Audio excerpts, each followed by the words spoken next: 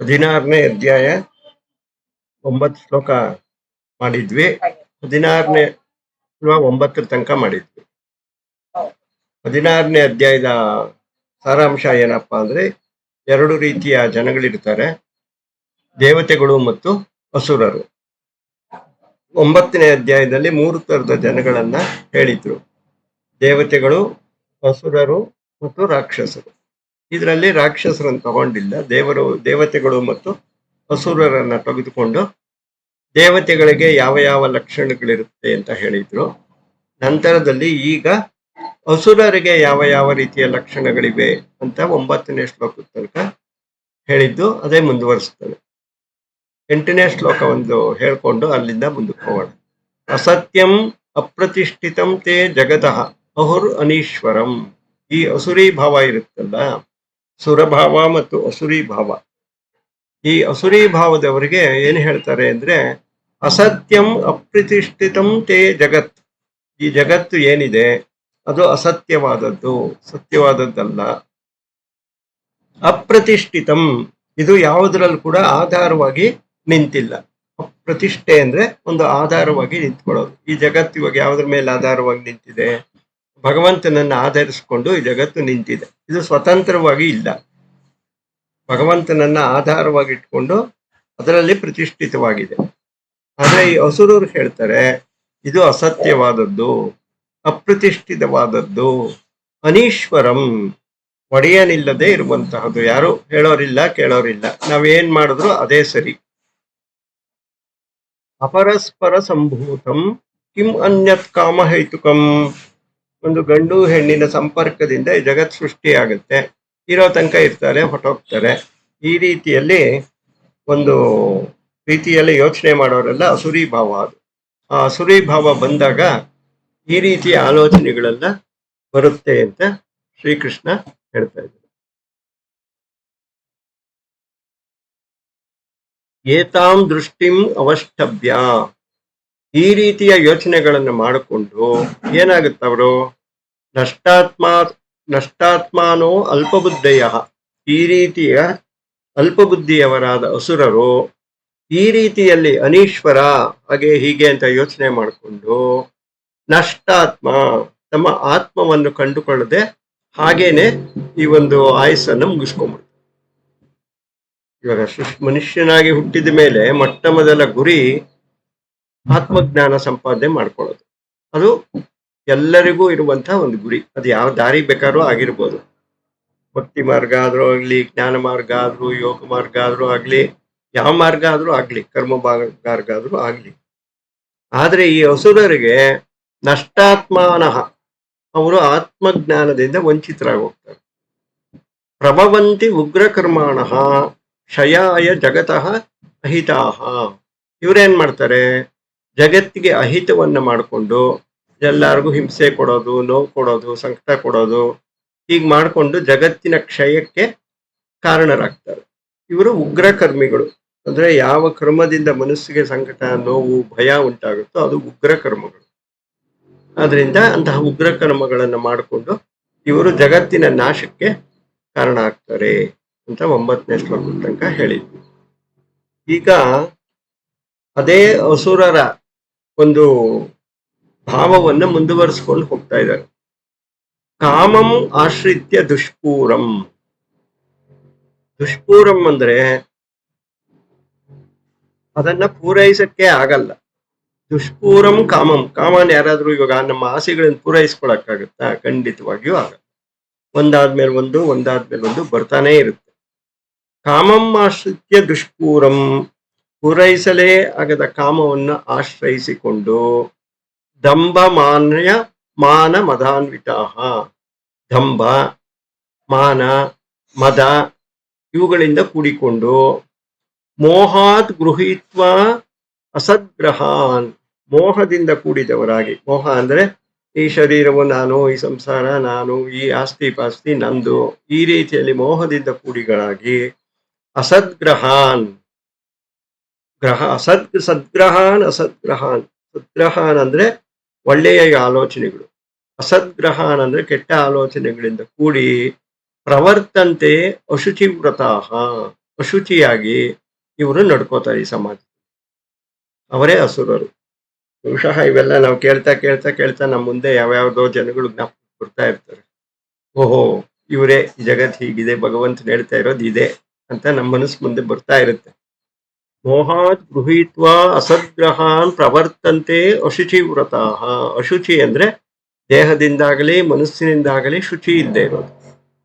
ಅವರು ಅಶುಚಿ ಮಾಡಿಕೊಂಡು ಅವರೇನ್ ಮಾಡ್ತಾ ಇರ್ತಾರೆ, ಅಶುಚಿ ವ್ರತರಾಗಿ ನಡ್ಕೋತಾ ಇರ್ತಾರೆ. ಅಸದ್ಗ್ರಹಾನ್ ಅಂದ್ರೆ ಅಶುಭ ನಿಶ್ಚಯಾನ್.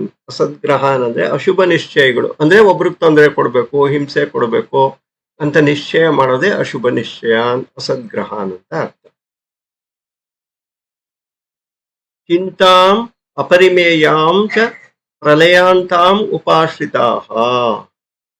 ಈ ಮನುಷ್ಯ ಒಂದು ಚಿಂತನೆಗಳನ್ನ ಮಾಡ್ತಾ ಇರ್ತೀವಲ್ಲ, ಮನಸ್ಸಿನಲ್ಲಿ ನಾನಾ ರೀತಿಯ ಚಿಂತನೆಗಳನ್ನ ಬರ್ತಾ ಇರುತ್ತೆ, ನಾವು ಅದನ್ನ ಮಾಡ್ತಾ ಇರ್ತೀವಿ.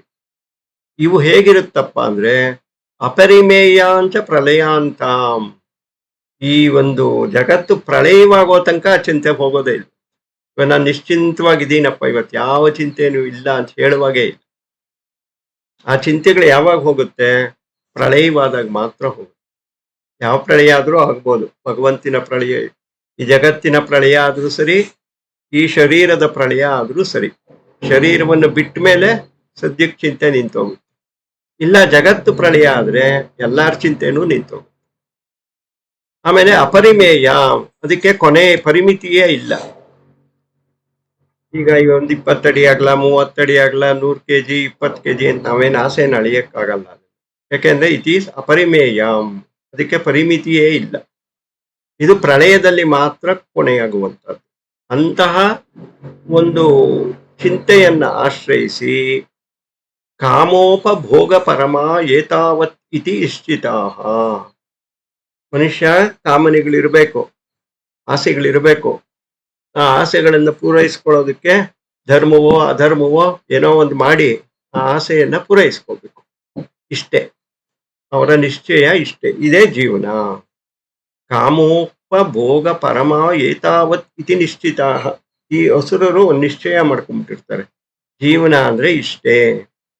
ಕಾಮನೆಗಳಿರ್ಬೇಕು, ಅವುಗಳನ್ನ ಧರ್ಮವೋ ಅಧರ್ಮವೋ ಯಾವ ಮಾರ್ಗದಿಂದಲಾದ್ರೂ ಸರಿ ಅದನ್ನ ಅನುಭವಿಸಬೇಕು. ಏತಾವತ್ ಇತಿ ನಿಶ್ಚಿತ, ಈ ರೀತಿಯಲ್ಲಿ ನಿಶ್ಚಯ ಮಾಡಿಕೊಂಡು ಆಶಾಪಾಶ ಶತೈರ್ಬದ್ಧಾಹ, ಆಸೆಗಳೆಂಬ ಪಾಶಗಳಿಂದ ಬಂಧಿಸ್ಕೊಂಡ್ಬಿಟ್ಟಿರ್ತಾರೆ. ಇವಾಗ ನಾವು ಯಾವ ಹಗ್ಗದಿಂದ ಬಂಧಿಸ್ಕೊಂಡಿದ್ದೀವಿ, ಪಾಶ ಅಂದ್ರೆ ಹಗ್ಗ, ಯಾವ ಹಗ್ಗದಿಂದ ಬಂಧಿಸ್ಕೊಂಡಿದ್ದೀವಿ? ಆಸೆಗಳೆಂಬ ಹಗ್ಗದಿಂದ ನಮ್ಮನ್ನು ನಾವು ಬಂಧಿಸ್ಕೊಂಡ್ಬಿಟ್ಟಿದ್ದೀವಿ. ಆ ರೀತಿ ಅಸುರರು ಆಸೆಗಳೆಂಬ ಹಗ್ಗಗಳಿಂದ ಬಂಧಿಸ್ಕೊಂಡು ಕಾಮಕ್ರೋಧ ಪರಾಯಣ. ಇವಾಗ ಪಾರಾಯಣ ಮಾಡೋದು ಅಂದ್ರೆ ಏನು? ನಾವು ದೇವ್ರ ಧ್ಯಾನ ಮಾಡ್ತೀವಿ, ಅದು ಪಾರಾಯಣ. ಇವರೇನ್ ಮಾಡ್ತಾರೆ? ಕಾಮ ಮತ್ತು ಕ್ರೋಧ ಇವುಗಳ ಪಾರಾಯಣ ಮಾಡ್ತಾರೆ. 24 ಗಂಟೆ ಕಾಮ, 24 ಗಂಟೆ ಕ್ರೋಧ. ಅವರೇ ಕಾಮಕ್ರೋಧ ಪರಾಯಣ. ಈ ಹಂತೆ ಕಾಮಭೋಗಾರ್ಥಂ ಅನ್ಯಾಯೇನ ಅರ್ಥ ಸಂಜಯಾನ್. ಈ ಒಂದು ಕಾಮಕ್ರೋಧ ಪರಾಯಣರಾಗಿ ಅದನ್ನ ಪಡಿಬೇಕಲ್ಲ, ನಾವು ನಮ್ಮ ಕಾಮನೆಗಳನ್ನ ಪೂರೈಸ್ಕೋಬೇಕಲ್ಲ. ಅದಕ್ಕೇನ್ ಮಾಡ್ತಾರೆ? ಅನ್ಯೇನ ಅರ್ಥ ಸಂಚಯಾನ್, ಅನ್ಯಾಯದ ರೀತಿಯಲ್ಲಿ ದುಡ್ಡು ಸಂಪಾದನೆ ಮಾಡೋದಕ್ಕೆ ಹೋಗ್ತಾರೆ. ಅನ್ಯಾಯದ ರೀತಿಯಿಂದ ದುಡ್ಡು ಸಂಪಾದನೆ ಮಾಡೋದು, ಆ ದುಡ್ಡಿನಿಂದ ನಮ್ಮ ಕಾಮನೆಗಳನ್ನ ತೀರಿಸ್ಕೊಳ್ಳೋದು, ಭೋಗಿಸೋದು, ಇಷ್ಟೇನಪ್ಪ ಜೀವನ. ಅದು ಬಿಟ್ರು ಇನ್ನೇನು ಇಲ್ಲ. ಇದೇ ಇವ್ರ ನಿಶ್ಚಯ. ಇವರೇ ಅಸುರರು.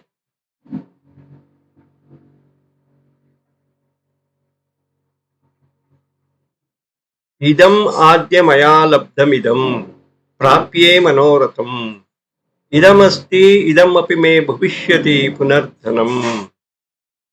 ಇವತ್ತು ನನಗೆ ಇದು ಸಿಕ್ತು, ನಾನಿವತ್ತು ಒಳ್ಳೆ ಊಟ ಮಾಡಿದೆ, ಇವತ್ತಿಂದೊಂದೇನೋ ಮಾಡಿದೆ, ಎಲ್ಲೋ ಹೋದೆ, ಒಂದು ಹೆಣ್ಣಿನ ಸಂಘ ಮಾಡಿದೆ, ಆಹಾ ಇವತ್ತು ನನ್ನ ಕೆಲಸ ಮುಗೀತು, ನನ್ನ ಮನೋರಥ ಈಡೇರ್ತು. ಇದಮಸ್ತಿ ಇದಮಪಿ ಮೇ ಭವಿಷ್ಯತಿ ಪುನರ್ತನಂ. ನಾನು ಇಷ್ಟಕ್ಕೆ ಬಿಟ್ಬಿಡಲ್ಲ, ನಾಳೆ ಈ ಕೆಲಸ ಮಾಡ್ತೀನಿ, ನಾಳೆ ಅದನ್ನ ಸಂಪಾದನೆ ಮಾಡ್ತೀನಿ, ನಾನು ನಾಳೆ ಅಷ್ಟು ಕೂಡಿಕ್ತೀನಿ. ಇವತ್ತು 10,000 ಸಂಪಾದನೆ ಮಾಡಿದೆ, ಬ್ಯಾಂಕಲ್ಲಿ ಇಕ್ಕಿದ್ದೀನಿ, ನಾಳೆ 20,000 ಮಾಡಿ ಅದನ್ನ ಕೂಡಿಟ್ಟು 30,000 ಮಾಡ್ತೀನಿ. ನಾನು ಆ ಆಸೆ ತೀರಿಸ್ಕೊಂಡೆ, ಇವತ್ತು ನಾಳೆ ಇದ್ರ ಜೊತೆಗೆ ಇನ್ನೊಂದು ತೀರ್ಸ್ಕೊತೀನಿ. ಈ ರೀತಿ 24 ಗಂಟೆ ಕಾಮಭೋಗ ಪರಾಯಣ. ದೇವ್ರ ಧ್ಯಾನ ಇಲ್ಲ ಇವ್ರಿಗೆ. 24 ಗಂಟೆ ಏನ್ ಮಾಡ್ಲಿ ಏನ್ ಅನುಭವಿಸ್ಲಿ ಇವ್ರೆ. ಸೊ ಇವತ್ತಿಷ್ಟ ಆಯ್ತು, ನಾಳೆ ನಾನು ಈ ರೀತಿ ಮಾಡ್ಕೋತೀನಿ. ಅಸೌಮಯ ಹತಃ ಶತ್ರು, ಇವತ್ತು ನನ್ನ ಶತ್ರುವನ್ನ ನಾಶ ಮಾಡ್ಬಿಟ್ಟೆ. ಅನಿಶ್ಯೇ ಚಾಪಿ ಪುನರಪಿ, ಇವತ್ತು ನಾನು ಈ ಶತ್ರುವನ್ನ ನಾಶ ಮಾಡಿದ್ದೀನಿ, ನಾಳೆ ಇನ್ನೊಬ್ನಿದಾನಲ್ಲ ಅವನ್ನೂ ನಾಶ ಮಾಡ್ಬಿಡ್ತೀನಿ ನಾನು, ಅವನ್ನೇನ್ ನಾನು ಬಿಡಲ್ಲ. ಈಶ್ವರ ಅಹಂ, ನಾನೇ ದೇವರು, ನನ್ ಬಿಟ್ರೆ ಯಾರೂ ಇಲ್ಲ, ನನ್ಗೇನು ಬೇಕೋ ನನ್ನ ಮನಸ್ಸಿಗೆ ಬಂದಾಗ ನಾನು ಜೀವನ ಮಾಡ್ತೀನಿ. ಭೋಗಿ, ನಾನು ಭೋಗಿಸೋದಕ್ಕೆ ಹುಟ್ಟಿರೋದು. ಸಿದ್ಧ ಅಹಂ, ನನ್ನಲ್ಲಿ ಅಪರಿಮಿತವಾದ ಶಕ್ತಿಗಳಿವೆ, ಆದ್ರಿಂದ ನಾನು ಸಿದ್ಧ, ನನ್ನಲ್ಲಿ ಶಕ್ತಿ ಇದೆ, ನನ್ನಲ್ಲಿ ಭೋಗಿಸುವ ಆಸೆ ಇದೆ, ನಾನೇ ಈಶ್ವರ, ನನಗೆ ಹೇಗ್ ಬೇಕೋ ಹಾಗೆ ಜೀವನ ಮಾಡ್ತೀನಿ. ಬಲವಾನ್ ಸುಖಿ, ನಾನೇ ಅತ್ಯಂತ ಬಲಶಾಲಿ, ಪ್ರಪಂಚದಲ್ಲಿ ನನ್ನಷ್ಟು ಸುಖಿ ಯಾರೂ ಇಲ್ಲ, ನಾನೇ ಅತ್ಯಂತ ಸುಖಿ. ಈ ರೀತಿಯಲ್ಲಿ ಆಲೋಚನೆ ಮಾಡ್ತಾ ಇರ್ತಾರೆ ಅಸುರರು. ಆಡ್ಯ ಅಭಿಜನವಾನ್ ಅಸ್ಮಿ, ಕೋ ಅನ್ಯೋ ಅಸ್ತಿ ಸದೃಶೋ ಮಯಾ, ಯಕ್ಷ್ಯೇ ದಾಸ್ಯಾಮಿ ಮೋದಿಷ್ಯೆ ಇತಿ ಅಜ್ಞಾನ ವಿಮೋಹಿತಾಃ. ಅನೇಕ ಚಿತ್ತ ವಿಭ್ರಾಂತ ಮೋಹಜಾಲ ಸಮಾನ್ವಿತಾಃ ಪ್ರಸಕ್ತಾಃ ಕಾಮಭೋಗೇಶು ಪತಂತಿ ನರಕೆ ಅಶುಚೌ. ನನಗೆ ಸದೃಶನಾದವನು ಯಾರಿದ್ದಾನೆ? ನಾನೇ. ನನ್ ಬಿಟ್ಟು ಇವೆಲ್ಲ ನೋಡ್ತಾ ಇದ್ರೆ ನಿಮ್ಗೆ ಯಾರಿಗೆ ಬರುತ್ತೆ? ದುರ್ಯೋಧನ ಜ್ಞಾಪಕ ಬರ್ತಾನೆ, ರಾವಣನ್ ಜ್ಞಾಪಕ ಬರ್ತಾನೆ, ಇವರೇ ಅಸುರರು. ಹಾಗೇನೆ ಇವತ್ತು ನಮ್ಮ ಸಮಾಜದಲ್ಲಿ ಕೂಡ ಎಷ್ಟೋ ಜನ ಇವೆಲ್ಲ ನೋಡ್ತಾ ಇರ್ತೀವಿ, ಎಷ್ಟೋ ಜನ ಜ್ಞಾಪಕಕ್ಕೆ ಬರ್ತಾರೆ. ನನಗೆ ಸದೃಶನಾದವನು ಬೇರೆ ಯಾವನಿರ್ತಾನೆ? ನಾನು ಯಾಗ ಮಾಡ್ತೀನಿ, ನಾನು ದಾನ ಮಾಡ್ತೀನಿ, ನಾನು ಸಂತೋಷವಾಗಿರ್ತೀನಿ. ಇವಾಗ ಎಷ್ಟೋ ಜನ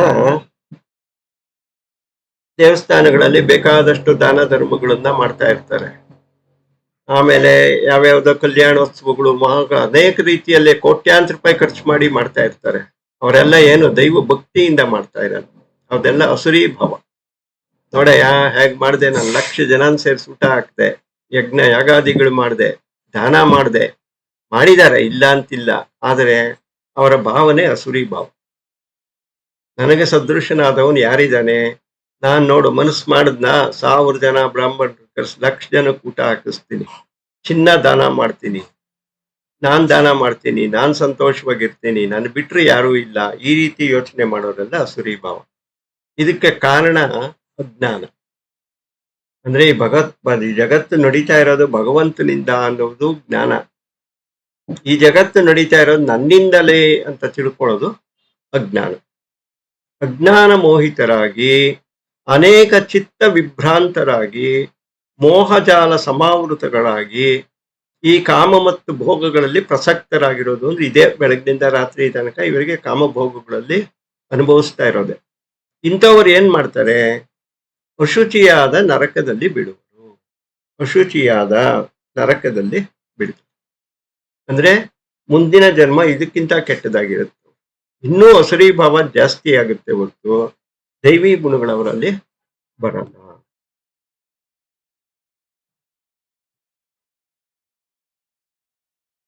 ಆತ್ಮ ಸಂಭಾವಿತಾ ಸ್ತಬ್ಧ ಧನಮಾನ ಮತಾನ್ವಿತಾ ಯಜಂತೆ ನಾಮಯಜ್ಞಸ್ತೆ ದಂಭೇನ ಅವಿಧಿ ಪೂರ್ವಕಂ.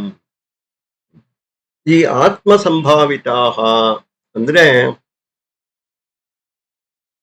ನಾನು ಅನ್ನುವ ಅಹಂಕಾರವೇ ಆತ್ಮ ಸಂಭಾವಿತ. ನನ್ನಿಂದನೇ ನಡೀತಾ ಇದೆ, ನಾನು ಅನ್ನುವುದೇ ಆತ್ಮ ಸಂಭಾವಿತ. ಸ್ತಬ್ಧಾಹ, ಸ್ತಬ್ಧಾಹ ಅಂದ್ರೆ ಅಪ್ರಣತಾತ್ಮನಃ ಧನಮಾನ ಮಧಾನ್ವಿತಾಹ. ಸ್ತಬ್ಧ ಅಂದ್ರೆ ಏನು ಅಂದ್ರೆ ತಗ್ಗಿ ಬಗ್ಗಿ ನಡೀದೇ ಇರು. ಇವಾಗ ಏನೋ ಒಂದ್ಸರಿ ನಾವು ತಗ್ಗಿ ಬಗ್ಗಿ ನಡೆಯೋ ಸಂದರ್ಭಗಳು ಬರುತ್ತಲ್ಲ, ಗೊತ್ತಿಲ್ಲದೆ ಇದ್ದಾಗ ತಗ್ಗಿ ಬಗ್ಗಿ ನಡೀತೀವಿ, ನಮ್ಮಿಂದ ತಪ್ಪಾಗೋದಾಗ ತಗ್ಗಿ ಬಗ್ಗಿ ನಡೀತೀವಿ. ಇವ್ರಿಗೆ ಗೊತ್ತಿಲ್ಲದೆ ಇದ್ರೂ ತಗ್ಗಿ ಬಗ್ಗಿ ನಡೆಯಲ್ಲ, ತಪ್ಪಾದ್ರೂ ತಗ್ಗಿ ಬಗ್ಗಿ ನಡೆಯಲ್ಲ. ನಾನೇನಕ್ಕೆ ತಲೆ ತಗ್ಗಿಸ್ಬೇಕು, ನಾನು ಇರೋದೇ ಹೀಗೆ, ನಾನು ಮಾಡೋದೇ ಹೀಗೆ, ಈ ರೀತಿ ಆಲೋಚನೆಗಳನ್ನ ಮಾಡ್ತಾ ಇರ್ತಾರೆ. ಸ್ವಸ್ತಬ್ಧರಾಗಿ ಅಂದ್ರೆ ತಗ್ಗಿ ನಡೆಯುವ ಸ್ವಭಾವವಿಲ್ಲದವನು. ಧನಮಾನ ಮದಾನ್ವಿತ ಅಂದ್ರೆ ಧನದ ನಿಮಿತ್ತದಿಂದ ಉಂಟಾಗಿರುವ ಮಾನ ಮತ್ತು ಮದ ಎರಡೂ ಇರುತ್ತೆ ಅವನಿಗೆ. ನಾಮಯಜ್ಞ ಅಂದ್ರೆ ಯಜ್ಞಗಳನ್ನ ಮಾಡ್ತಾರೆ ಇವರು. ಏನಂದ್ರೆ ಕೇವಲ ನೆಪ ಮಾತ್ರಕ್ಕೋಸ್ಕರ ಮಾಡ್ತಾರೆ. ಇವಾಗ ಎಷ್ಟೋ ಸರಿ ಪೇಪರ್ಗಳನ್ನು ನೋಡ್ತೀವಲ್ಲ, ಇಂಥವ್ರು ಹೀಗ್ ಮಾಡಿದ್ರು, ಇದಕ್ಕಿಷ್ಟು ದಾನ ಮಾಡಿದ್ರು, ಇದಕ್ಕೆ ಚಿನ್ನದ ಕಲಶ ಹಾಕ್ಬಿಟ್ರು ದೇವಸ್ಥಾನಕ್ಕೆ. ಇವೆಲ್ಲ ಅಸುರಿ ಭಾವದಿಂದನೂ ಮಾಡ್ಬೋದು, ದೈವಿ ಭಾವದಿಂದನೂ ಮಾಡ್ಬೋದು. ದೈವಿ ಭಾವದಿಂದ ಮಾಡೋನು ಮಾಡ್ಬಿಟ್ಟು ಸುಮ್ಮನೆ ಇರ್ತಾನೆ, ಅವ್ನು ಹೇಳ್ಕೊಳಕ್ ಕೂಡ. ಅಸುರಿ ಭಾವದಿಂದ ನೀವು ಎಷ್ಟೋ ಸರಿ ದೇವಸ್ಥಾನಕ್ಕೆ ಹೋದ್ರೆ ಫ್ಯಾನ್ ಮೇಲೆ ಇಷ್ಟು ದಪ್ಪ ಅಕ್ಷರ ಬರ್ಸಿರ್ತಾರೆ ಅವ್ರ ಹೆಸರು. ಅದೊಂದು 300 ರೂಪಾಯಿ ಫ್ಯಾನು ಅದ್ರ ಮೇಲೆ ಇಟ್ಟದ, ಅದನ್ನ 100 ವರ್ಷ ಆದ್ರೂ ಜನ ಓದ್ತಾ ಇರ್ಬೇಕು. ಇವೆಲ್ಲ ಅಸುರಿ ಭಾವಗಳು, ದಂಭ ಅದು. ಇವೆಲ್ಲ ನಾಮಯಜ್ಞಸ್ತೇಹೇ ಅಂದ್ರೆ ಕೇವಲ ಹೆಸರಿಗೆ ಮಾತ್ರ ಮಾಡುವ ಯಜ್ಞಗಳು ಮತ್ತು ದಾನಗಳು. ಇವು ಹೇಗೆ ಅಂದ್ರೆ ಅವಿಧಿಪೂರ್ವಕಂ. ಇವಾಗ ವಿಧಿಪೂರ್ವಕವಾದ ದಾನ ಅಂದ್ರೆ ಏನು?